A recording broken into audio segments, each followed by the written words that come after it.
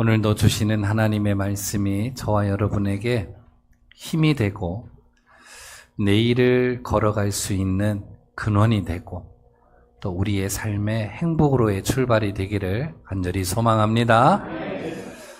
만나는 사람들끼리 하는 그런 인사말인 것 같아요. 저도 이런 말들을 많이 했고 또 이런 말들을 많이 들었습니다. 그 말이 뭐냐면 요즘 어떻게 지내? 라는 말입니다. 근데 이 말을 들어보면 막상 제가 특별하게 답을 하지 못하더라고요. 제가 또 이런 질문을 하면 대부분 이런 말들을 제가 듣습니다. 목사님 힘듭니다. 목사님 좀 어렵잖아요.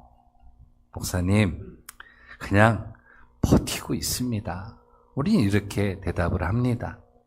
우리 한번 물어볼까요? 옆 사람에게 요즘 어떻게 지내세요? 시작.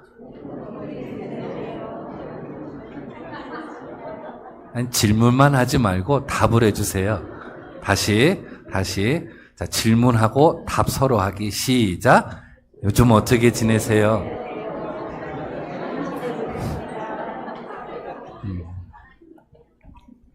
나는 여러분들이 잘 지내고 행복하게 지내기를 소망합니다. 힘들게 힘들어요. 어렵습니다. 요즘 그냥 잘 버티고 있어요. 이런 말들이 왜 이렇게 우리에게 익숙할까라는 생각을 해보면 특별한 몇 사람이 아니라 대부분의 사람들이 이런 공통된 생각을 하고 있지 않을까, 이런 생각 때문일 겁니다. 그러니까 우리는 스스로 나를 그렇게 규정하며 삽니다. 요즘 세상이 힘드니까 나도 힘들어. 세상이 어려우니까 내가 버텨야 돼. 이러한 스스로 어떤 환경과 상황을 예의주시하며 또 나의 연약함을 가지고 와서 스스로 내 삶을 규정해 버린다라는 거죠. 그런데 하나님께서 우리를 정의해 주신 하나의 말씀이 있습니다. 이 말씀은 뭐냐? 우리를 부르시는 표현인데요. 너는 내 양이다. 너는 내 양이다. 이렇게 표현을 합니다. 이 말을 해석하면 너는 부족한 사람이 아니다라는 겁니다. 다윗이 위대한 믿음의 사람인 이유들이 참 많이 있는데 그 중에 하나를 좀 오늘 본문과 같이 가져와 보면 내가 나를 생각하는 그 바라보는 모습이 있어요. 연약하고 부족하고 형편도 없고 할 줄 아는 것도 없고 내가 나를 바라보는 평가가 있어요. 이 정도밖에 못하고. 그러나 다윗은 내가 나를 바라보는 것으로 기준을 삼지 않고 하나님이 나를 바라보는 것으로 기준을 삼았다라는 거예요.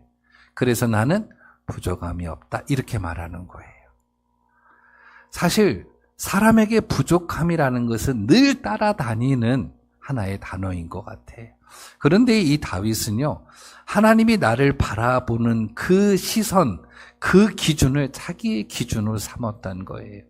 그래서 나는 부족함이 없다 이렇게 말하고 있는 거죠.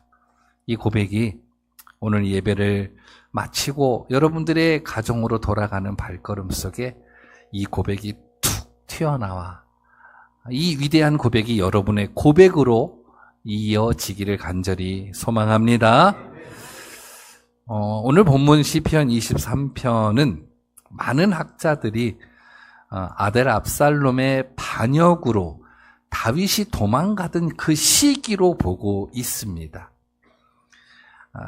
평온한 들판에서 쓴 시가 아니라 인생이 무너지는 한복판에서 다윗이 쓴 하나의 시라는 고백입니다. 압살롬이 누굽니까? 아들입니다. 내가 사랑하는 아들, 눈에 넣어도 아프지 않는 아들. 그리고 내가 품에 안았던 이 아들이 칼을 들고 내 앞에 서 있습니다. 그리고 반역자로서 내게 다가오고 있습니다. 이것은 어떤 정치적인 위기가 아니라 존재의 붕괴가 되어져 버리는 겁니다. 그 순간 다윗은 판단한 겁니다. 이 싸움은 내가 이길 수 없는 싸움이다. 여러분 부모와 자식이 싸우는데 누가 이기겠어요? 자식 이기는 부모 없잖아요. 응? 누구도 자녀를 어떻게 이깁니까? 누구 하나는 죽어야 되는 싸움. 그래서 이 다윗은 이 싸움은 내가 이길 수 없다 판단하고 그래서 결단합니다. 그리고 모든 것을 다 내려놓고 왕궁을 빠져나갑니다. 그런데 이 왕궁을 빠져나가는 모습을 사무엘하 15장 30절에 이렇게 표현합니다. 다윗이 감람산 길로 올라갈 때에 그의 머리를 그가 가리고 맨발로 울며 가고라고 기록합니다.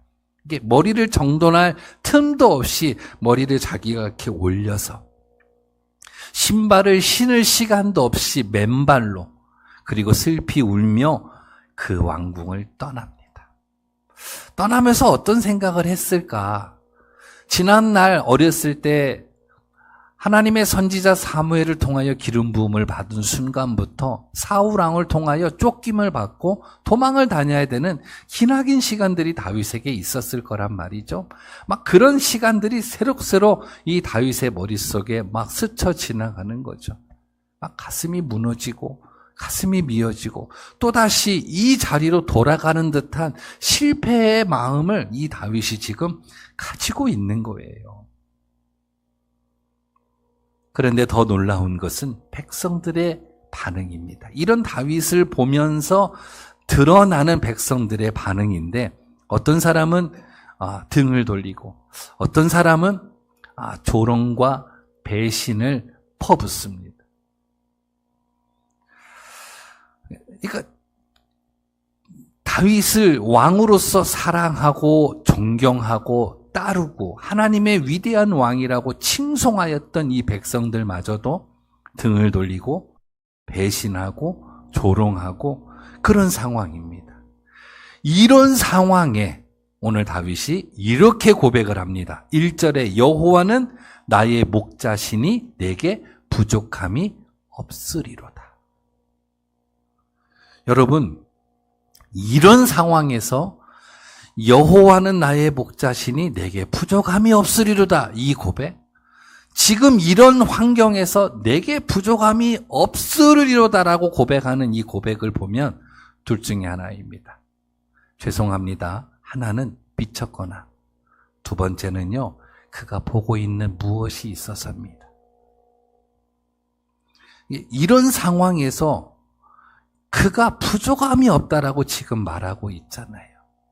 이 말은 둘 중에 하나예요. 그가 정신이 미쳤거나 아니면 남들이 보지 못하는 무언가를 보고 붙잡고 있다라는 거죠.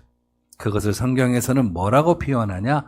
여호와는 나의 목자시니 이렇게 표현하고 있어요. 하나님이 자기의 목자가 되어주시니 내게 부족함이 없대요. 당시 팔레스타인 지역은 넓은 평야보다 험한 산지, 광야가 많습니다. 그래서 농사를 짓기보다는 양을 치며 살아가는 삶이 거의 일반적이었습니다. 다윗도 어렸을 때 양을 치는 목동이었거든요. 그렇기 때문에 이 양에 대한 사전 이해가 이 다윗에게는 있었던 거예요. 양이 어떤 존재인지, 어떻게 살아가는지를 이 다윗은요, 알고 있었던 거예요. 이 양은요, 얼마나 연약한 존재인지, 목자가 없으면 얼마나 위험한 존재인지, 좋은 목자가 어떤 역할을 하는지 이 다윗은요, 알고 수 있었던 거예요. 그래서 내게 부족함이 없다 이렇게 말하는 거예요. 다윗은 그래서 한 걸음 더 나가요. 오늘 본문 4절에 사망의 음침한 골짜기로 다닐지라도 해를 두려워하지 않을 것은, 여러분 이것은 단순한 시적 표현이 아니에요.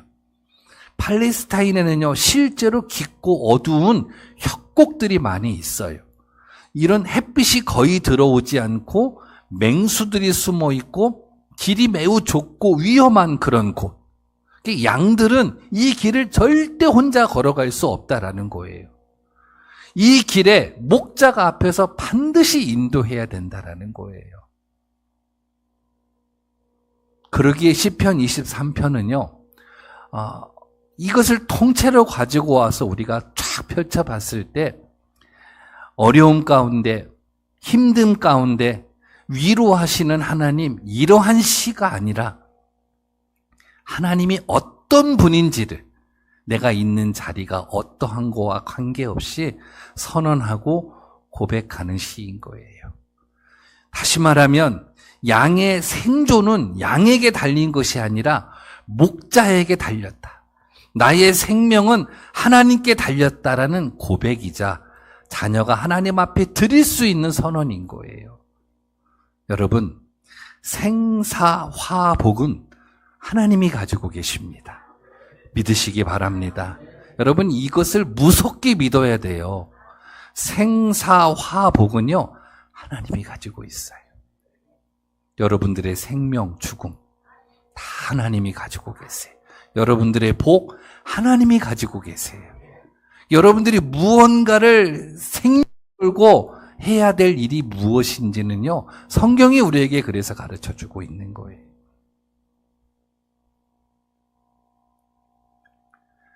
그래서 복음에서, 오늘 본문에서 전하는 내가 부족하지 않다라는 그 이유는요, 내가 강해서가 아니에요. 내가 왕이니까 부족하지 않다, 이런 표현이 아니에요. 내가 안전한 이유가 환경이 지금 평안하니까, 이것도 아니에요. 목자 되신 하나님이 나를 책임지고 있기 때문이다라는 고백이에요. 다윗은 지금 이런 하나님을 바라보고 있는 거예요. 이런 하나님, 나를 책임지고 계시는 하나님, 나의 길을 인도하고 계시는 하나님, 나의 생존을 지금 붙잡고 계시는 그 하나님을 이 다윗이 보고 있기에 내가 부족함이 없다, 이렇게 말하는 거예요. 이 위대한 고백이 저와 여러분의 고백이 되기를 소망합니다. 이 이야기를 우리에게 좀 가져와 보게요. 우리는 살면서 늘 부족함을 느끼며 삽니다. 오늘 우리가 은혜 받고 여호와는 나의 목자시니 내게 부족함이 없으리로다, 이렇게 고백을 했어도 또다시 우리의 삶의 현장으로 돌아가면 우리는 부족함을 만나게 됩니다. 무엇을 더 얻기 위해서 달려가는 방향으로 우리가 설정이 되어 있단 말이에요. 그렇다면 오늘 우리는 이 시편 기자 다윗처럼 어떻게 하면 고백을 할 수 있을까? 이런 궁금증을 오늘 본문을 통하여 질문을 해본 거예요. 딱 봐도 우리보다 더 좋지 못한 이런 환경에서 부족함을 모르고 있는 이 다윗, 그리고 헝클어진 머리, 맨발로 신발을 신지도 못한 채 도망 다니고 있는 이 상황에서 복받쳐 오르는 그 눈물을 흘려가며 산을 오르는 중인데도 불구하고 부족함이 없다, 이렇게 말하고 있단 말이에요. 이게 뭘까? 어떻게 부족함이 없겠냐라고 말할 수 있는데 부족함이 없다라고 말해요. 환경이 바뀌었습니까? 아닙니다. 상황이 달라졌어요? 아니에요. 전세가 역전되었습니까? 아니에요. 아들 압살롬이 죽었습니까? 아니에요. 아무것도 변한 게 없습니다. 아무것도 달라지지 않아 있어요. 그런데 그가 그렇게 고백할 수 있었던 그 힘이 어디에서 나왔냐면 바로 관계였어요. 다시 말하면 하나님은 나의 목자, 나는 하나님의 어린 양이라는 이 관계를 통하여 그가 부족함을 모르게 되었던 거예요.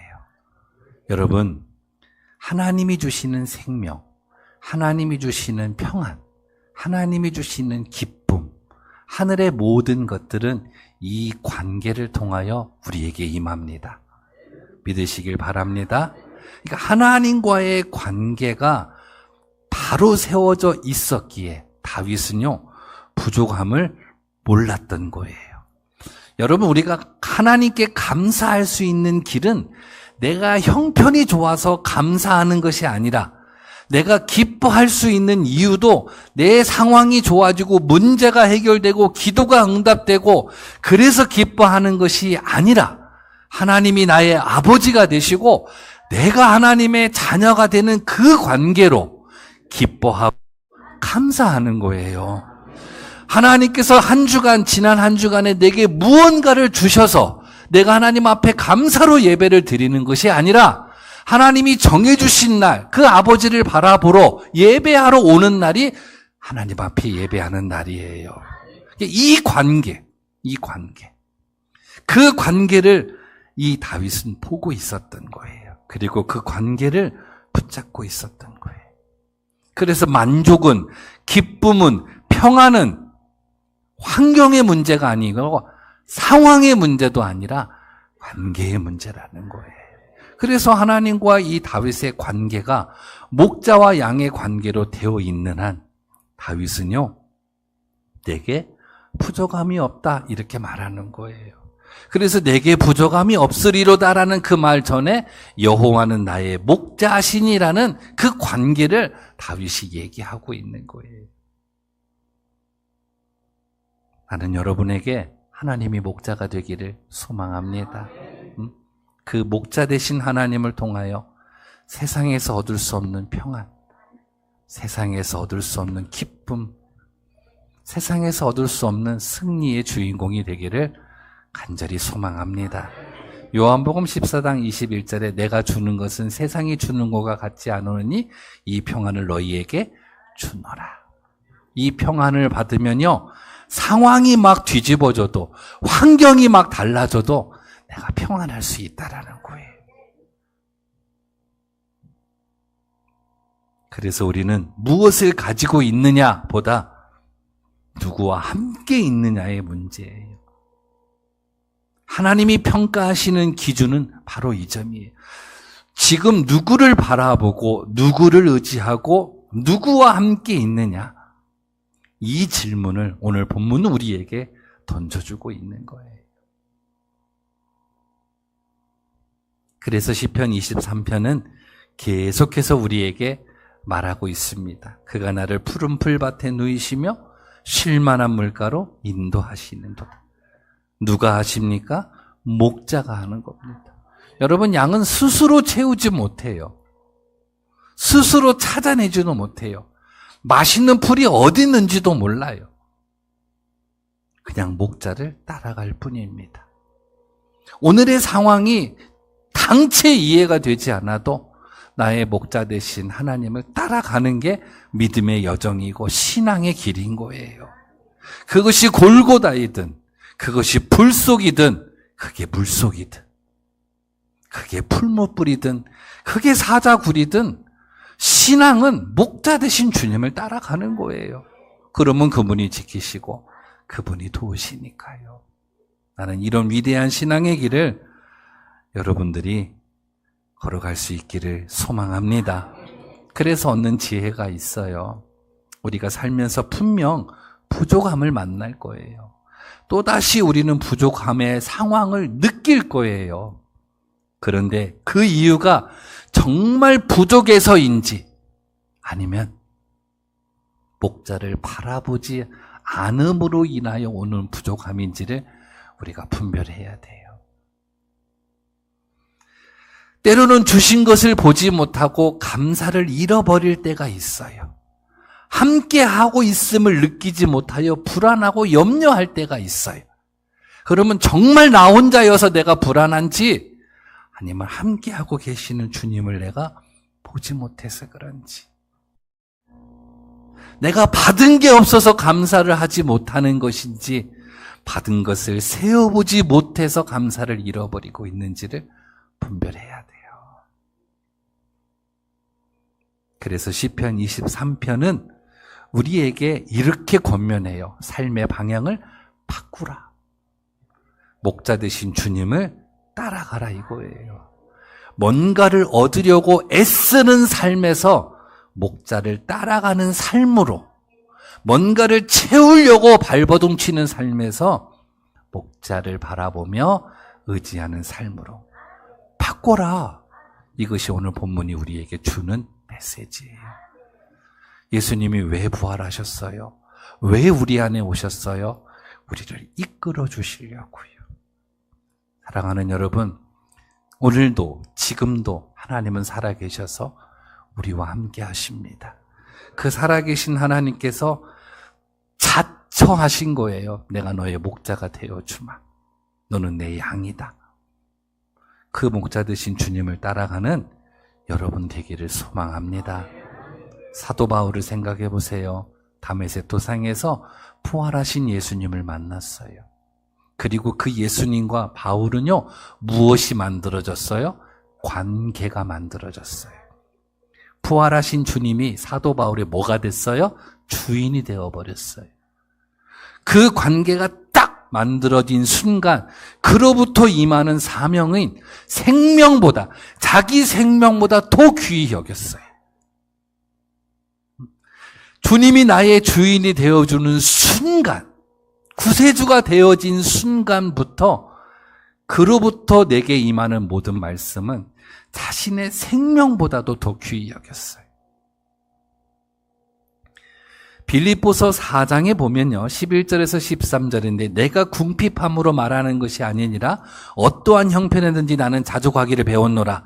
만족, 감사를 표현하는 건데 12절에 나는 비천에 처할 줄도 알고 풍부에 처할 줄도 알고 모든 일 곧 배부름과 배고픔과 풍부와 궁핍에도 처할 줄 알았다. 이것을 일체의 비결을 다 배웠다라는, 다 경험했다라는 거예요.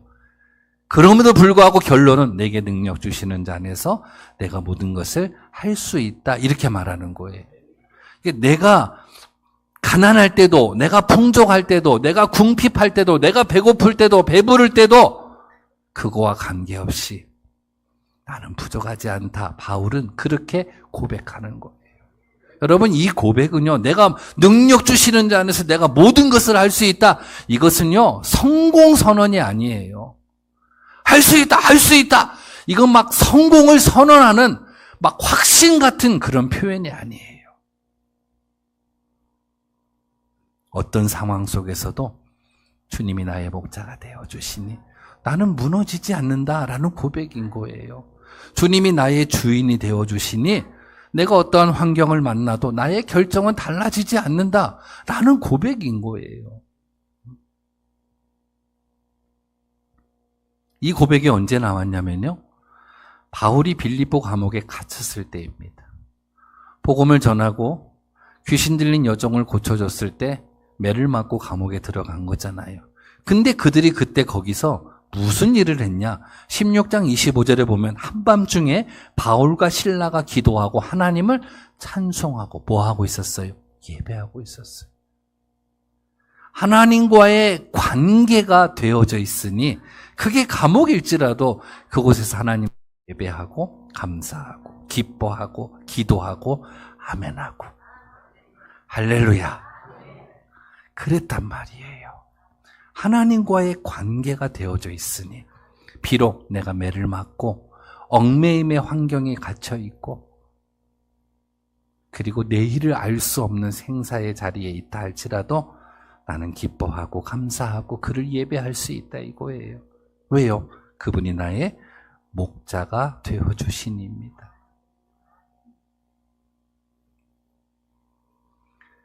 사랑하는 여러분, 예수 그리스도께서 죽음을 이기시고 살아나셨다라는 것은 이제 주님께서 죽으시고 살아나셔서 우리에게 무언가를 더 주시겠다라는 그런 약속이 아니에요. 주님이 죽으시고 3일 만에 부활하신 이 사건은 무언가를 앞으로 더 주시겠다라는 약속이 아니라 이미 생명을 주셨다는 선언이에요. 이미 우리에게 생명을 주셨어요. 이미 우리에게 영생을 주셨어요. 이미 우리에게 천국을 주셨어요. 그러니까 더 이상 부족함이 없는 거예요. 여러분, 영생을 받았는데 무엇이 부족합니까? 영생을 선물로 받았는데 무엇을 더 찾고 있냐? 이렇게 질문해 보는 거예요. 영원히 살 수 있는 생명의 면류관을 우리에게 주셨는데 무엇이 더 필요하냐라는 거예요. 그래서 나는 더 이상 부족하지 않다. 이렇게 고백할 수 있어야 돼요. 여러분, 믿음의 눈을 들어보세요. 주님께서 여러분들에게 영생을 주셨어요. 그러면 그 순간부터는 주님, 저는 부족하지 않습니다. 이렇게 말할 수 있어야 돼요. 제가 이 말을 좀 바꿔봤어요. 하나님, 고만 주셔도 됩니다. 아멘 안 할 줄 알았어요. 하나님, 이제부터는 저에게 고만 주셔도 됩니다. 이렇게 말할 수 있어야 돼요. 왜요? 우리는 너무 큰 거, 너무 귀한 거, 하나님의 그 생명을 우리에게 주셨으니까 더 이상 받을 게 없어요.